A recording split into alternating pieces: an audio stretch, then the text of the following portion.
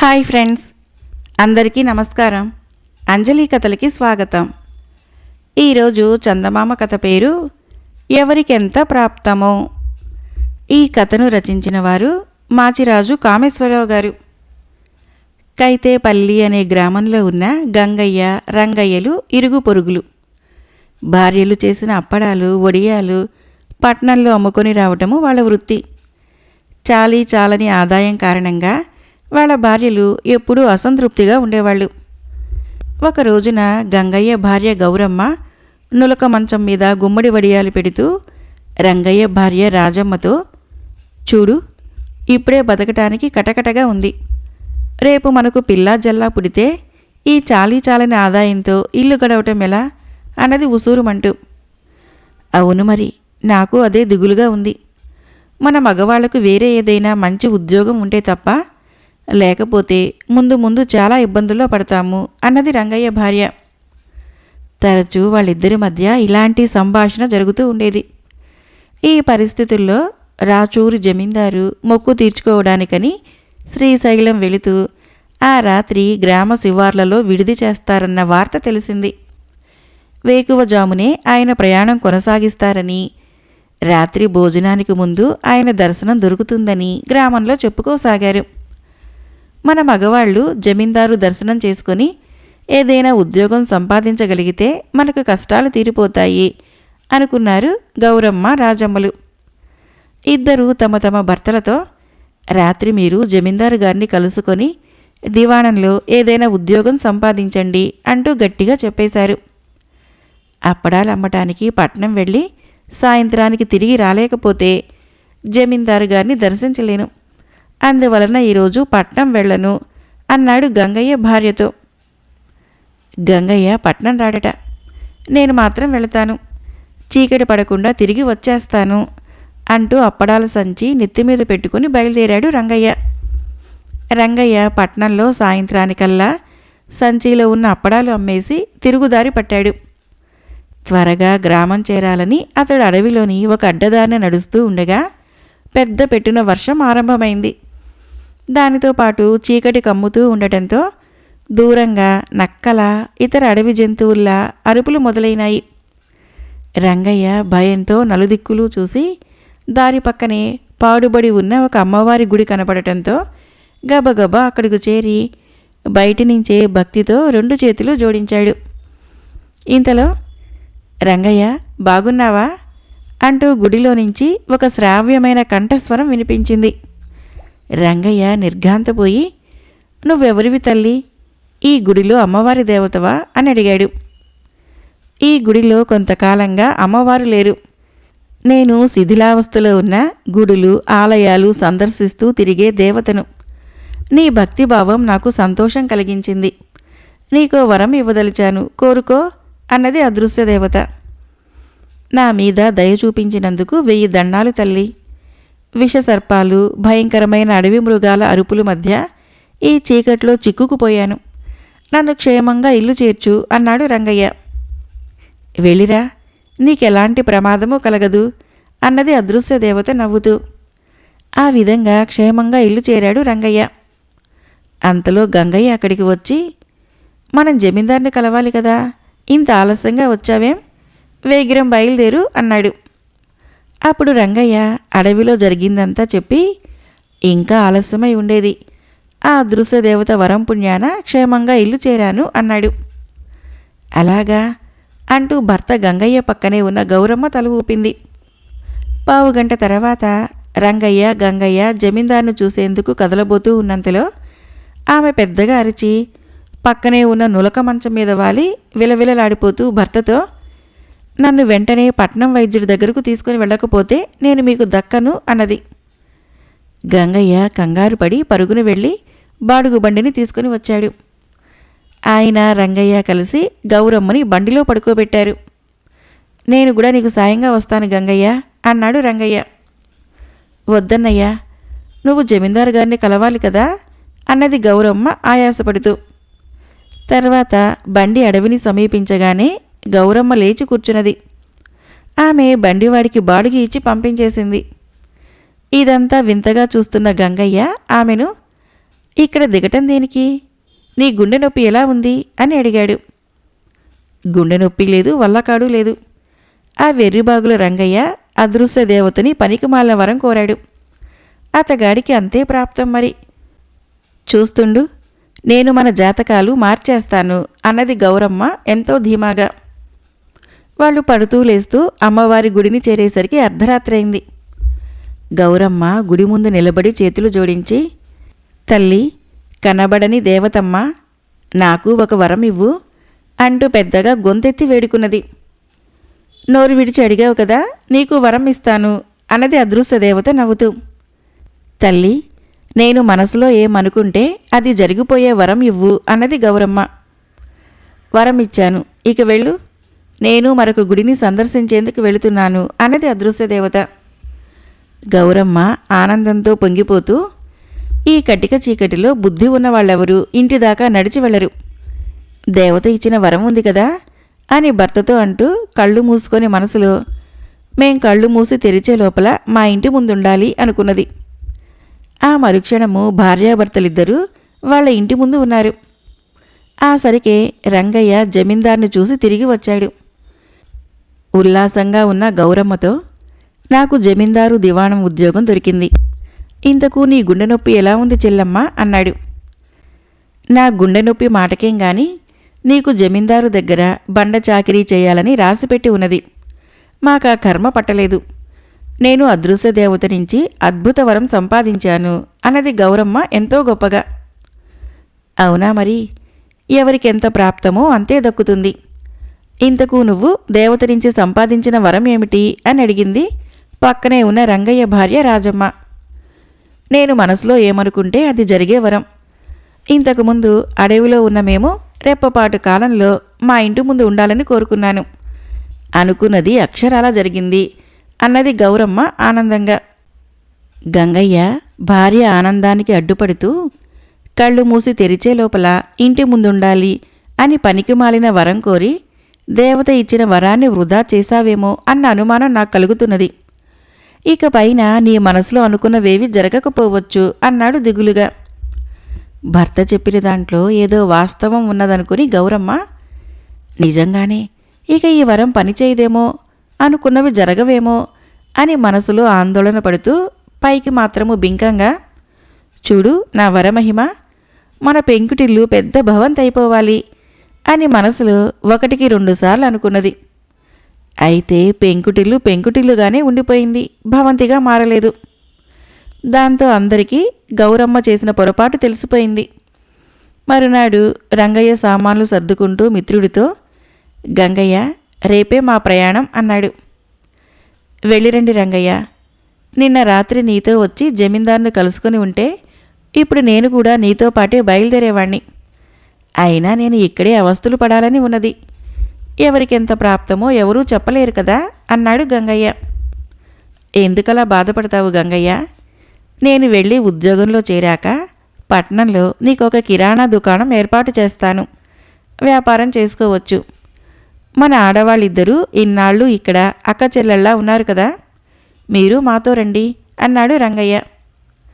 ఆ మాట వింటూ అక్కడికి వచ్చిన గౌరమ్మ, అత్యాశకు పోయి వచ్చిన అవకాశం జార విడుచుకున్నాను.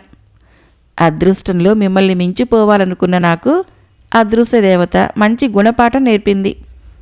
నీ మేలు ఈ జన్మకు మర్చిపోమన్నయ్య అన్నది. రంగయ్య మిత్రుడి చేతిని ఆప్యాయంగా పట్టుకున్నాడు. గంగయ్య గౌరమ్మలు రంగయ్య కేసి కృతజ్ఞతగా చూశారు. మరొక కథ పేరు చందనపు బొమ్మ. ఇది బేతాళ కథ. పట్టు వదలని విక్రమార్కుడు చెట్టు వద్దకు తిరిగి వెళ్ళి చెట్టుపై నుంచి శవాన్ని దించి భుజాన వేసుకొని ఎప్పటిలాగే మౌనంగా శ్మశానం కేసి నడవసాగాడు. అప్పుడు శవంలోని బేతాళుడు, రాజా, ఆశించిన లక్ష్యము గొప్పదైనప్పుడు దాన్ని పొందాలంటే నిర్విరామ కృషి, అచంచలమైన దీక్ష కావాలి. నీలో ఈ 2 పుష్కలంగా ఉన్నట్లే కనిపిస్తున్నది. మానవ ప్రయత్నానికి అదృష్టం కూడా కలిసి రావాలి. అప్పుడే ఆశించినవి సిద్ధిస్తాయి. అయితే ఒక్కొక్కసారి కృషి ఫలించి అదృష్టం వరించి ఆశించిన దానికన్నా ఎక్కువ పొందే అవకాశం లభించినా అందుకునే సమయంలో దాన్ని చేజేతులా జార విడుచుకునే ప్రబుద్ధులు ఉంటారు. నీకు తగు హెచ్చరికగా ఉండేటందుకు అలాంటి ఒక యువకుడి కథ చెబుతాను, శ్రమ తెలియకుండా విను అంటూ ఇలా చెప్పసాగాడు. శృంగవరం జమీలోని సాకేతపురి గ్రామంలోని ఒక సంపన్న రైతు కొడుకు దిలీపుడు. అతడికి తండ్రి చేసే వ్యవసాయం పట్ల పెద్దగా ఆసక్తి లేదు, కానీ హస్తకళలలో మాత్రము అతడిది అందవేసిన చెయ్యి. ఒకసారి చూస్తే చాలు, ఎలాంటి కళనైనా నేర్చుకోగల నేర్పరి. బంకమన్ను, నేల సున్నము అతడి కంటపడ్డాయంటే చాలు, అవి అందమైన పూల కూజాలుగానో బొమ్మలుగానో మారిపోతాయి. అతడి చేతికి అందిన వెదురు నిమిషాల మీద వేణువై మోగుతుంది.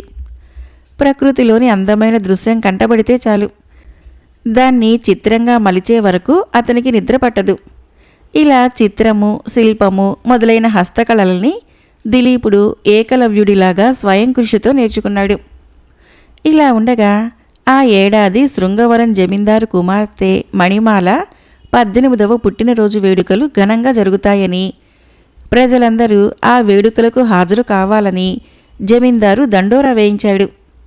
సాకేతపురి ప్రజలు జమీందారు కుమార్తెకు ఘనమైన కానుక సమర్పించాలని, అందుకోసం ఏదైనా కళాఖండాన్ని తయారు చేయమని దిలీపుణ్ణి కోరారు.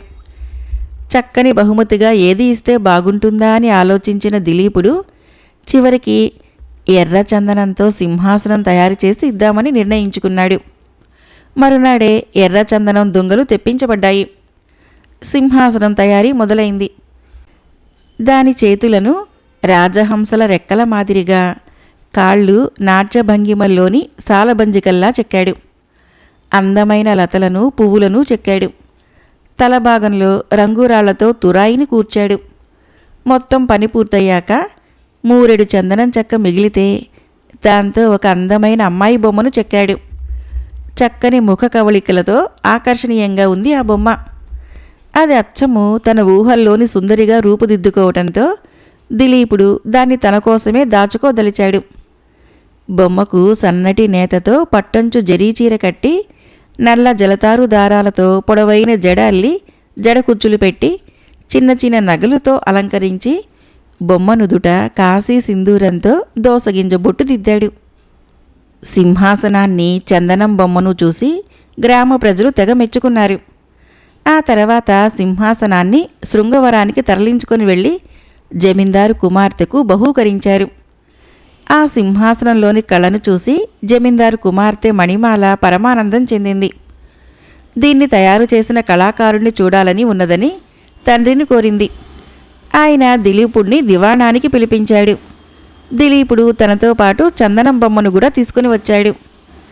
మణిమాలకి ఆ చందనం బొమ్మ మరింతగా నచ్చింది. దానిని తయారు చేసిన అందమైన యువకుడైన దిలీపుడు కూడా నచ్చాడు. నాన్న, ఆ అందాల బొమ్మ నాకు కావాలి అన్నది మణిమాల. ప్రభువులు క్షమించాలి, ఈ బొమ్మను నా కోసం సృష్టించుకున్నాను, ఎవరికీ ఇవ్వలేను అన్నాడు దిలీపుడు నిర్మోహమాటంగా. అదెంత ఖరీదైనా పర్వాలేదు, చెప్పు, ఇస్తాను అన్నాడు జమీందారు. ప్రభు, ఈ బొమ్మ నా ప్రాణం, దీనిని ఎవరికీ ఇవ్వను అన్నాడు దిలీపుడు. ప్రాణం లేని ఈ కొయ్య బొమ్మ నీకు ప్రాణమా? కావాలంటే ప్రాణమున్న ఈ మణిమాల నీ సొంతమైతుంది, ఆ బొమ్మను నాకివ్వు అన్నది మణిమాల. ఆమెకు దిలీపుడి పట్ల, అతని కళ పట్ల అభిమానం ఏర్పడింది. ఇది నా హృదయంలోని ఊహాసుందరికి ప్రతిరూపం. ఇలాంటి వధువు కోసమే వెతుకుతున్నాను. తమరి కోరిక కాదన్నందుకు క్షమించండి అన్నాడు దిలీపుడు. అతడి పట్టుదల చూసి మొండితనమని భావించిన మణిమాల అహం దెబ్బతిన్నది. ఆగ్రహాన్ని దిగమింగుకుంటూ తండ్రికేసి బాధగా చూసింది. జమీందారు కుమార్తె మనోగతాన్ని గ్రహించి, దిలీపా, నీలోని కళను అభినందిస్తున్నాను, అందుకే 6 నెలలు గడివిస్తున్నాను. ఈలోపుగా నీ బొమ్మలోని రూపురేఖలున్న వధువు లభిస్తే సరే, లేకపోతే ఆ బొమ్మను మా కుమార్తెకి ఇచ్చి ఆమె అభీష్టానుసారం నడుచుకోవాలి, కాదంటే జమీ నుంచి బహిష్కరిస్తాను అన్నాడు కోపంగా. తమ ఆజ్ఞ అని వెనుదిరిగిన దిలీపుడు తన ఊహాసుందరిని వెతుక్కుంటూ ఊరూరా తిరగసాగాడు. ఎంత వెతికినా అలాంటి అపురూప సౌందర్యవతి కనిపించలేదు. ఒకనాడు నిరాశ నిస్పృహలతో ఒక అడవి గుండా వెళుతూ ఉన్న అతనికి ఆకలి దప్పులు కూడా తోడయ్యాయి. మిట్ట మధ్యాహ్న సమయము నట్టడివిలో కళ్ళు తిరిగినట్లయి స్పృహ తప్పి పడిపోయాడు. తిరిగి స్పృహ వచ్చేసరికి తానొక గుడిసెలో ఉన్నట్లు దిలీపుడికి అర్థమైంది. తలెత్తి చూశాడు. చామన ఛాయతో అతి సామాన్యమైన రూపురేఖలు గల ఒక కోయ యువతి దిలీపుడు కళ్ళు తెరవటంతో అతనికి మంచినీళ్ళు అందించింది. తమరు నిన్ననగా అడవిలో స్పృహ తప్పి పడిపోయారు. ఆ కొండదేవర దయవలన తమకు ఇప్పుడే స్పృహ వచ్చింది. అడవి నిమ్మరసము, కీరదోస పసరు, తేనె నీళ్లు ప్రభావం చూపినట్లున్నవి. మా అయ్యను పిలుస్తాను అంటూ తండ్రి కోసము బయటికి పరిగెత్తింది ఆ యువతి. ఆమె పేరు మంగళ. ఆమె తండ్రి ఆ కోయగూడెంలోని ప్రజలకు మూలికా వైద్యం చేస్తుంటాడు. కూతురి వెంట లోపలికి వచ్చిన అతడు దిలీపుడి నాడిని పరీక్షించి, బాబు, తమరికింకా నీరసం తగ్గలేదు. 4 రోజులు ఇక్కడే ఉండి విశ్రాంతి తీసుకుని బయలుదేరండి. మా మంగళ మీకు సపర్యలు చేస్తుంది అన్నాడు. దిలీపుడు సరేనన్నాడు. విశ్రాంతి తీసుకుంటూ ఉన్న ఆ 4 రోజులు దిలీపుడు మంగళను గమనించసాగాడు. ఒక రోజున వేటగాడి వలలో చిక్కి ఎలాగో తప్పించుకొని వచ్చిన చిరుతపులి కాలికి బాగా గాయమై రక్తం కారసాగింది. భయంకరంగా మూలుగుతూ ఉన్న ఆ పులి దగ్గరికి వెళ్ళి పసరు పూసి కట్టింది మంగళ. ఆ క్రూర మృగము చంపుతుందన్న భయం లేదా అని అడిగాడు దిలీపుడు ఆశ్చర్యంగా. అని తల అడ్డంగా ఊపి, అది క్రూర మృగమే అయినా ఆకలి వేస్తేనే ఎదుటి జీవి మీదికి దాడి చేస్తుంది. పైగా మన కళ్ళల్లో ప్రేమ కనిపిస్తే ఏ మృగము మనకి హాని చెయ్యదు అన్నది మంగళ నవ్వుతూ. మంగళ ఆకులు నూరి ఇస్తూ, పసర్లు పిండుతూ, కషాయాలు కాస్తూ తండ్రికి సాయపడుతుంది. ఇంటి పనులు, వంట పనులు వంటి చేత్తో చక్కదిద్దుకుంటుంది. కమ్మని కంఠంతో పాటలు పాడుతుంది. గూడెంలో ఎవరికి ఏ అవసరమైనా నేనున్నానంటూ ఆదుకుంటుంది. 4వ రోజున దిలీపుడు బయలుదేరుతూ తన వద్ద ఉన్న చందనం బొమ్మని మంగళకు ఇస్తూ, నువ్వు చేసిన మేలు మరవలేను. బదులుగా ఈ బొమ్మను కానుకగా ఇస్తున్నాను, తీసుకో అన్నాడు. వద్దు, ఈ బొమ్మలాంటి అందమైన భార్య తమకు లభించాలని మనసారా కోరుకుంటున్నాను. తమరు క్షేమంగా ఇల్లు చేరటమే నాకిచ్చే కానుక అంటూ చిరునవ్వుతో బొమ్మను తిరస్కరించింది మంగళ. పుట్ట తేనె నింపిన తోలు సంచిని అందించింది. ఈ తేనెనే కాదు, ఇంతకన్నా తీయని మనసున్న నిన్ను కూడా నాతో తీసుకుని వెళతాను. నన్ను పెళ్లాడతావా అంటూ మనసులోని మాటను బయటపెట్టాడు దిలీపుడు. మంగళ సిగ్గుతో తల వంచుకొని నవ్వుతూ లోపలికి వెళ్ళింది. మరొక వారం రోజుల్లో మంగళ తండ్రి ఇద్దరికీ వివాహం జరిపించి కూతురిని దిలీపుడితో సాగనంపాడు. దిలీపుడు భార్యతో సహా శృంగవరం వెళ్ళి జమీందార్ని దర్శించి, ప్రభు, తమ కుమార్తె కోరిన చందనపు బొమ్మను ఆమెకే ఇస్తున్నాను, స్వీకరించండి అన్నాడు. ఎంత ధర అని అడిగాడు జమీందారు. ధరకు కాదు ప్రభు, దీనిని మీ కుమార్తెకు కానుకగా సమర్పిస్తున్నాను అన్నాడు దిలీపుడు వినయంగా. అప్పుడే అక్కడికి వచ్చిన జమీందారు కుమార్తె మణిమాల, ఆహా, ఈ కోయ యువతేనా నీ ఊహాసుందరి? బొమ్మలోని లావణ్యము ఇసుమంతం కూడా లేని యువతి నన్ను మించిన సౌందర్యవత అని తండ్రికేసి తిరిగి, నాన్న, దిలీపుడు ఓడిపోయాడు. బొమ్మను కైవసం చేసుకొని అతన్ని కఠినంగా శిక్షించండి అన్నది. జమీందారు కుమార్తెకేసి మౌనంగా చూసి దిలీపుడితో, దిలీపా, నన్ను క్షమించు. నా కుమార్తె అహంకారానికి, నా అధికార దర్పానికి సిగ్గుపడుతున్నాను. నీ బొమ్మకు ధరగా కాదు, మీ పెళ్లి కానుకగా ఇదిగో ఈ 100 బంగారు నాణాలు నీకిస్తున్నాను, స్వీకరించు అన్నాడు. దిలీపుడు కానుకను పుచ్చుకొని జమీందారుకు నమస్కరించి మంగళతో సహా స్వగ్రామానికి బయలుదేరాడు. బేతాళుడు ఈ కథను చెప్పి, రాజా, కేవలము ఒక బొమ్మ కోసము మొదట కోరి వచ్చిన జమీందారు కుమార్తెను, సంపదలను తిరస్కరించిన దిలీపుడు చివరికి ఏమాత్రము అందచందాలు లేని ఒక కోయ యువతిని కోరి పెళ్లాడటము అజ్ఞానం కాదా? సరే, ఎలాగూ పెళ్లి చేసుకున్నాడు గనక మంగళని తీసుకుని మరెక్కడికైనా వెళ్ళిపోకుండా తిరిగి జమీందారు వద్దకే వచ్చి శిక్షకు సిద్ధపడటము మందమతి స్వభావం కాక మరేమిటి? ఈ చర్యలను పరిశీలిస్తే దిలీపుడిలో కళా నైపుణ్యం తప్ప విజ్ఞత ఉన్నట్లు కనిపించడం లేదు కదా. అలాంటి వాణ్ణి జమీందారు క్షమించమనటము, కానుకలిచ్చి సత్కరించటము మరీ విడ్డూరం కాదా? ఈ సందేహాలకి సమాధానం తెలుసు కూడా చెప్పలేకపోయావో నీ తల పగిలిపోతుంది అన్నాడు. దానికి విక్రమార్కుడు, దిలీపుడు కేవలము నిపుణుడైన కళాకారుడు మాత్రమే కాదు, సత్యాన్వేషకుడు కూడా. అందమైన రూపం ఉన్నంత మాత్రాన వారిలో అందమైన మనసు ఉండాలన్న నిర్బంధం లేదన్న వాస్తవము అతడికి జమీందారు కుమార్తెను చూశాక కొంత అర్థమైంది.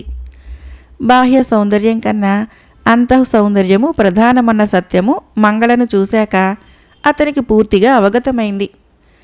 అసలు సౌందర్యం అంటే ఏమిటో తెలిసి వచ్చి ఆమెనే పెళ్లాడాడు. ఆప్యాయత, అభిమానము కలిగిన మనసు ముందు అహంకారపూరితమైన బాహ్య సౌందర్యము నిలవజాలదని అతడు ప్రత్యక్షంగా గ్రహించాడు. ఎదుటవారిని గౌరవించలేని అధికార దర్పము, స్వార్థము మణిమాలలో అతనికి కనిపించాయి. తను సృష్టించిన కొయ్యబొమ్మకు, తనను కోరిన మణిమాలకు మనసంటూ లేదని తెలిసాక దాన్ని ఆమెకే ఇవ్వటానికి సిద్ధపడ్డాడు. ఇందులో అజ్ఞానము, అవివేకము అంటూ ఏమీ లేవు. ఇక అతడు తిరిగి జమీందారును దర్శించటము అతని నిజాయితీకి దర్పణం. అందుకే జమీందారుకు జ్ఞానోదయమై దిలీపుణ్ణి క్షమించమని చెప్పి సత్కరించి సగౌరవంగా సాగనంపాడు అన్నాడు. రాజుకు ఈ విధంగా మౌనభంగం కలగగానే బేతాళుడు శవంతో సహా మాయమై తిరిగి చెట్టెక్కాడు. ఈ కథకు ఆధారము నందిరాజు పద్మలత జయరాం గారి రచన. మరొక కథ పేరు పెంపుడు కొడుకు.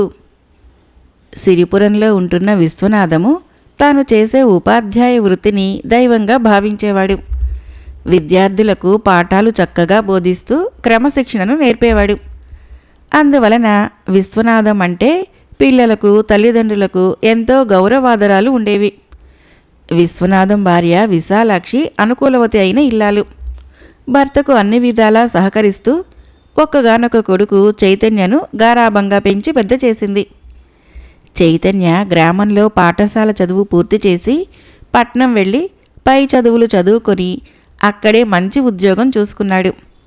అక్కడొక అమ్మాయిని చూసి ఇష్టపడి తల్లిదండ్రుల అనుమతి లేకుండానే పెళ్లి చేసుకున్నాడు. ఇది విశ్వనాథానికి తీరని ఆవేదన కలిగించింది. మనతో మాట మాత్రమైనా చెప్పకుండా ఎంత పని చేశాడో చూసావా మన చైతన్య? మనతో చెబితే వాడి కోరికను కాదంటామా అంటూ భార్యతో వాపోయాడు ఆయన. చెప్పుంటే బాగుండేది, అయినా చెప్పలేదు. ఏం చేద్దాం, మన ప్రాప్తం అంతా. వాడు బాగుంటే చాలు. కాలం మారిపోయింది, పోనిద్దురు అంటూ భర్తను ఓదార్చింది విశాలాక్షి. ఆ సంవత్సరము వేసవి సెలవుల్లో విశ్వనాథము భార్యతో కలిసి తీర్థయాత్రకు బయలుదేరి వెళ్ళి కొన్ని రోజులు శ్రీశైలంలో గడిపాడు. ఆయన ఒకనాడు దైవ దర్శనం చేసుకొని ఆలయం ముందు కూర్చొని ఉండగా ఒక 10 ఏళ్ల కుర్రవాడు బిచ్చమెత్తుతూ కనిపించాడు. ఏన్నాయనా, చదువుకోవలసిన వయసులో ఇలా బిచ్చమెత్తుకుంటూ ఉంటున్నావేమిటి? నీ తల్లిదండ్రులు ఏం చేస్తూ ఉంటారు అని అడిగాడు విశ్వనాథం. 6 నెలల క్రితము ఒక పడవ ప్రమాదంలో మా అమ్మా నాన్న చనిపోయారు. నిరుపేదలం. నేను మా విటి తాతయ్య బిచ్చమెత్తుకుంటేనే ఆఖరికింత తినగలిగేది అన్నాడు కుర్రవాడు దీనంగా. విశ్వనాథము కుర్రాన్ని ఆప్యాయంగా దగ్గరకు పిలిచి, నీ పేరేంటి బాబు అని అడిగాడు. మల్లేశం అన్నాడు కుర్రాడు. నేను చదివిస్తే చదువుతావా అని అడిగాడు విశ్వనాథం. చదువుకుంటాను, మరి మా తాతయ్య సంగతేమిటి అన్నాడు మల్లేశం. అతడికి 3 పూటలా తిండి పెట్టే బాధ్యత నాది. నువ్వు చదువుకుంటావా మల్లేశం అన్నాడు విశ్వనాథం. మల్లేశము సంతోషంగా తల ఊపాడు. ఆ తర్వాత విశ్వనాథం చెప్పిన మాటకు భార్య ఆనందంతో అంగీకరించింది. మల్లేశము వాళ్లతో పాటు సిరిపురం చేరి చక్కగా చదువుకోసాగాడు. కాలము వేగంగా గడిచిపోయింది. మరో 10 ఏళ్లలో మల్లేశం బాగా చదివి చేతికంది వచ్చాడు. మల్లేశం తాత కన్ను మూశాడు. వృద్ధుడైపోయిన విశ్వనాథం కూడా ఒకనాడు ప్రశాంతంగా అంతిమ శ్వాస విడిచాడు. విశాలాక్షి మల్లేశంతో పాటు ఊరంతా విషాదంలో మునిగిపోయింది. విశ్వనాథం ఏకైక కుమారుడు చైతన్య ఉద్యోగరీత్యా వేరొక దూర ప్రాంతంలో ఉండటంతో తండ్రి మరణించినప్పుడు కూడా రాలేకపోయాడు. మల్లేశం చేతుల మీదగానే విశ్వనాథం అంత్యక్రియలు జరిగిపోయాయి. చైతన్య 2 వారాల తర్వాత సిరిపురం వచ్చాడు. తండ్రి తన ఆస్తిపాస్తులను మల్లేశం పేర రాసి వెళ్ళాడని తెలిసి ఆగ్రహం చెందాడు. ఆ విషయంగా తల్లిని నిలదీయాలని ఆవేశంగా ఇంటిని సమీపించిన చైతన్యకు లోపలి నుంచి ఏవో మాటలు వినిపించటంతో వాకిట్లోనే ఆగిపోయాడు. గురువుగారు అందించిన విద్యతో నేను నా జీవనోపాధిని వెతుక్కోగలను. ఇన్నాళ్ళు నాకు అన్నం పెట్టి కాపాడిన మిమ్మల్ని ఇక మీదట కంటి పాపలా కాపాడుకోవటము నా బాధ్యత. గురువుగారిచ్చిన ఆస్తిని మాత్రము మీ కుమారుడికే అప్పగిస్తాను. అందుకు మీరు అనుమతించాలి అంటున్నాడు మల్లేశం. ఆ మాట విని అతని మంచి మనసును అర్థం చేసుకున్న చైతన్య లోపలికి వచ్చి మల్లేశం చేతులు పట్టుకొని, నువ్వు సోదర సమానుడివి. కన్నంత మాత్రాన కొడుకు కాడు, పెంచుకున్నవాడు కూడా కన్నబిడ్డకు తీసిపోడని నువ్వు నిరూపించావు. తండ్రిగారిచ్చిన ఆస్తిని నువ్వే ఉంచుకో. పట్నం రావటానికి అమ్మ సుముఖత చూపడం లేదు గనక ఆమెను నువ్వే తల్లిలా చూసుకోవాలి అన్నాడు. విశాలాక్షి తాను ఉన్నన్నాళ్ళు ఉన్న ఊరు వదిలి వెళ్లకుండా మల్లేశం వద్దే ఉంటూ శేష జీవితాన్ని ప్రశాంతంగా గడిపింది. మల్లేశము ఇచ్చిన మాట నిలబెట్టుకున్నాడు. తాను చదువుకున్న పాఠశాలలోనే ఉపాధ్యాయుడిగా పనిచేస్తూ కన్నబిడ్డ కన్నా పెంపుడు కొడుకే నయమని అందరి ప్రశంసలకు పాత్రుడయ్యాడు. మరొక చిన్న కథ పేరు ఎవరి బాధలు వారివి. చిలకలపూడి జమీందారు గారి దివాణంలో పనిచేసే ఉద్యోగుల్లో సుకుమారుడు, మనోహరుడు అనే 2 యువకులు ఉండేవాళ్ళు. వారిద్దరి మధ్య పరిచయం ఏర్పడి క్రమంగా మంచి స్నేహితులయ్యారు. రోజు సాయంత్రం వేళ గోవిందయ్య అనే తినుబండారాల వ్యాపారి దివాణం దగ్గరకు వచ్చేవాడు. చాలామంది ఉద్యోగులు అతని దగ్గర అరిసెలు, లడ్లు, గారెల్లాంటివి కొని తినేవారు. సుకుమారుడు మాత్రము ఎన్నడూ కొనేవాడు కాదు. మనోహరుడికి మాత్రము రోజు కొనుక్కొని తినటం అలవాటు. మనోహరుడు తరచూ నీవెప్పుడూ కొనవేంటి అని సుకుమారుణ్ణి అడుగుతూ ఉండేవాడు. దానికి సుకుమారుడు, ఉదయము కడుపు నిండా తినొస్తాను, మధ్యాహ్నము ఎలాగూ భోజనానికి వెళ్ళాలి కదా, ఇంకేం తినగలను అనేవాడు. అలాగా, అదృష్టవంతుడివి. నీ భార్య ఉదయాన్నే లేచి వండి పెడుతున్నది. నా భార్య బారెడు పొద్దెక్కితే గాని లేవదు.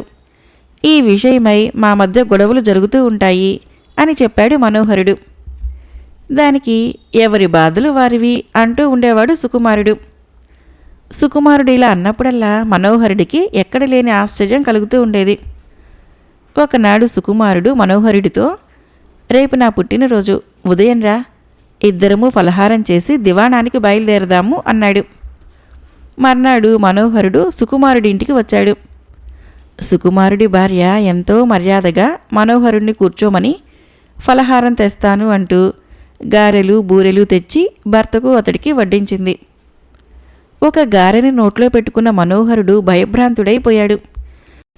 ఇటుక ముక్కలా ఉండి నవలబోతే పళ్ళు జివ్వుమన్నాయి. సుకుమారుడు మాత్రము తాపీగా వాటిని నమిలి చేతులు కడుక్కున్నాడు. ఇద్దరూ దివాణానికి బయలుదేరారు. దారిలో సుకుమారుడు మనోహరుణ్ణి, ఎలా ఉంది ఫలహారము అని అడిగాడు. నువ్వు తరచూ ఎవరి బాధలు వారివి అని ఎందుకంటావో ఇప్పుడు అర్థమైంది అన్నాడు మనోహరుడు ఉసూరుమంటూ. కథ అయిపోయింది. ఫ్రెండ్స్, ఈ కథలు మీకు నచ్చినట్లయితే మన ఛానల్ని సబ్స్క్రైబ్ చేయండి, లైక్ చేయండి, షేర్ చేయండి, కామెంట్ చేయండి. Thank you.